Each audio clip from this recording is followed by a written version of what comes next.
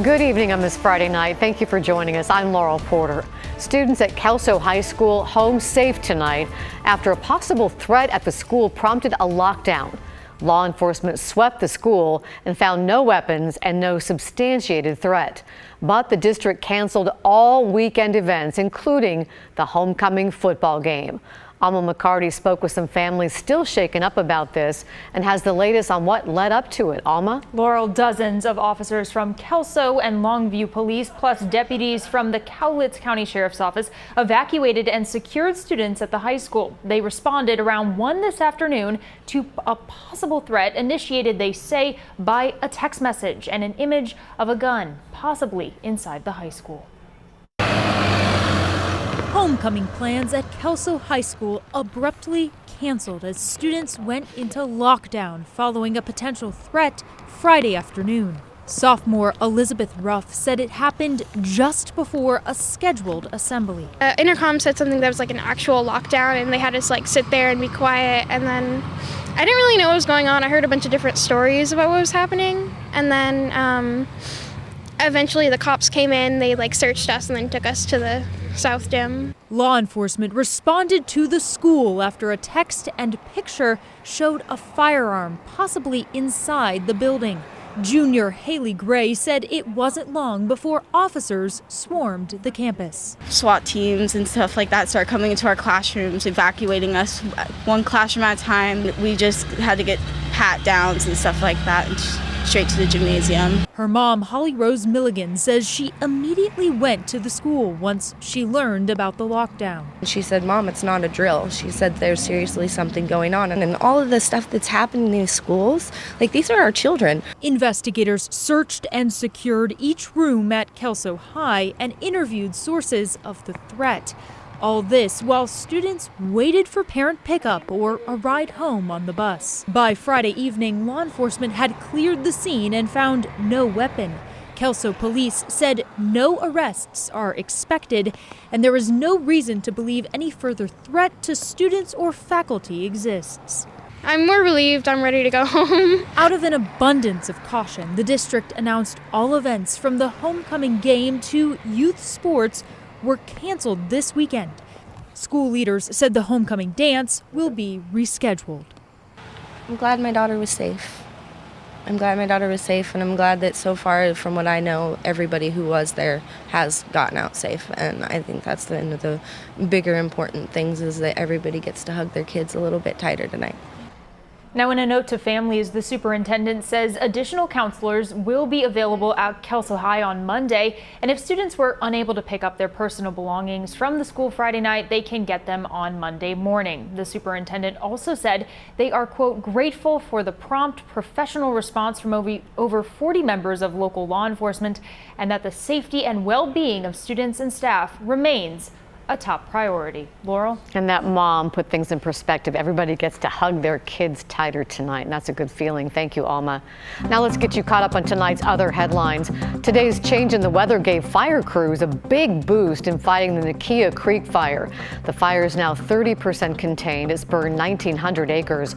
All evacuation orders have also been lifted. Officials think people setting off fireworks may have started the fire. They're looking for 2 men and 2 women spotted near the light-colored Subaru that we have in the picture that you can find online. Oregon State Police have now identified the person who died in that massive pileup in the fog on I-5 earlier this week. They say his name is Philip Fry of Portland. Fry was killed in a chain reaction crash Wednesday morning that police say involved at least 15 to 20 semis and 45 cars. Hours later, an additional semi-truck jackknifed south of Albany, extending the closure. Plus, there was a third crash that killed a second person. A total of 4 people were taken to the hospital. Authorities say 1 is in serious condition. Washington Governor Jay Inslee made a major announcement today to protect the right to abortion access. The governor is now proposing an amendment to the state constitution. The governor is asking state legislators to move forward with the proposal, which also includes the right to use or refuse contraceptives. Amendments to the state constitution require a 2/3 majority from the state House and Senate on top of approval by Washington voters. Portland Mayor Ted Wheeler has unveiled plans for larger sanctioned camping sites across the city. The plan also calls for the construction of 20,000 units of affordable housing by the year 2033. More work opportunities for those experiencing homelessness, and the prohibiting of 700 unsanctioned camps. This will be done by strongly encouraging people to move to larger scale designated sites where they can camp, among other things. These designated campsites will include access to hygiene, litter collection, meals, and with the county, metro, and state's partnership, will also include navigation to housing, along with critical service like mental health and substance abuse treatment services.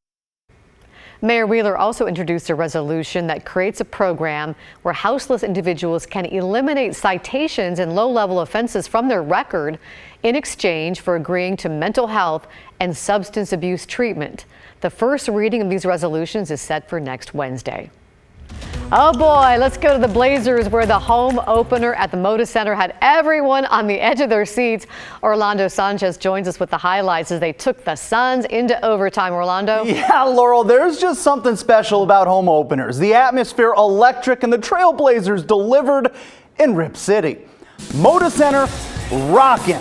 Portland playing host to the Phoenix Suns, and it was Dame time. Damian Lillard had it going. Finished with a game-high 41 points. We go to the fourth quarter. Devin Booker with the answer, dropped 33 points. Laurel, this game goes to overtime. Look at, that's the feeling right there. Lillard told Anthony Simons, put your big boy pants on, you got the big contract, and that's the go-ahead bucket. Blazers up 2. Suns, one last chance at the buzzer. It's no good! Trailblazers win 113-111. They're 2-0 to open the season. Lillard on the mic. And I think that was a huge reason why we was able to win tonight. You know, that group, Nas, Drew, Ant, Shay, they came in and they won that stretch. And when they won that stretch, the crowd got into it. We took the lead at one point, and that kind of gave us the momentum to, you know, eventually win this game.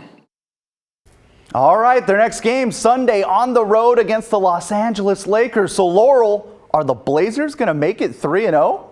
Beat LA. That's all I can say, right? Well done. What a way to start the season. That's a big confidence builder. We'll see you later for football, Orlando. 2 local athletes are making history tonight, and they're doing it off the court. They just became the first Oregon high school students to sign deals for their name, image, likeness, or NIL for short. Portland Gear jumped in on a promotional deal with West Lynn senior Jackson Shellstad and Jesuit senior Sophia Bell. Both are star basketball players, and both are headed to the University of Oregon next year. Right now, around 20 states allow high school students to profit off their name, likeness, and image.